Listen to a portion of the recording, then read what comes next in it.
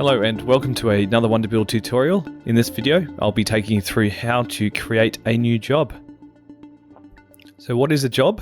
Well, a job in Wunderbuild's terms is the process used to help you with your construction of your house, building, or project.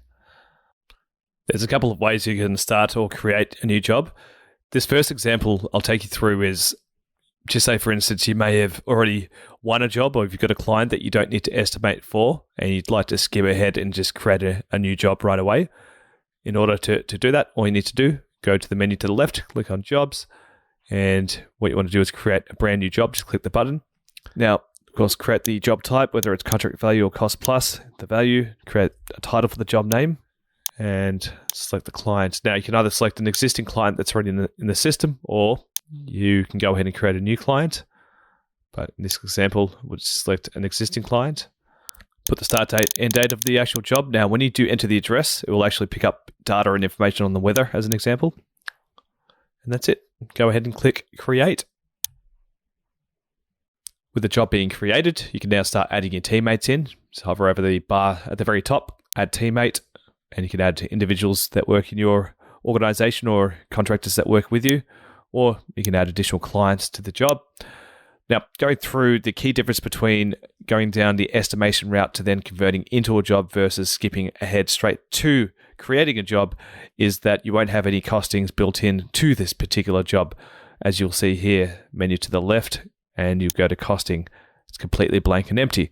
So what you can do in this situation is you can start to create the costing line items or categories by simply creating new and start adding in the information.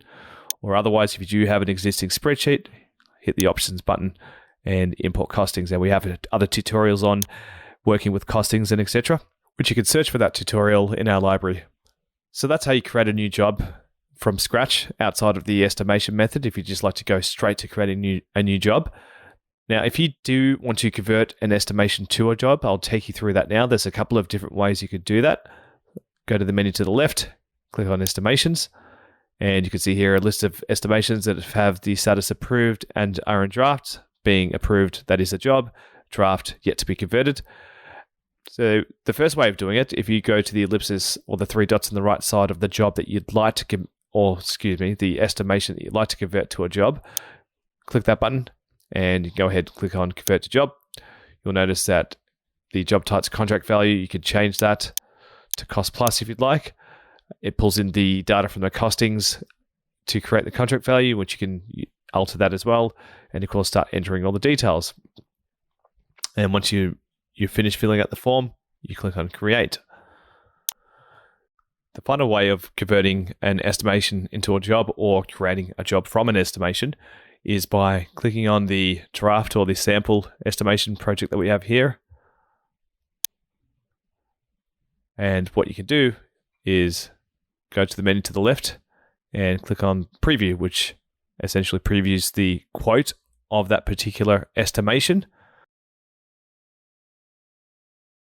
And once it's loaded up, you'll see buttons to the right side, the top right corner. Click on convert to job, and there you go, the same form that you saw previously with the previous method. Go ahead and start entering the details, and when you're finished, click on create. And that concludes our video on how to create a new job or convert an estimation into a job. Thank you so much for watching, and please stay tuned for the next video.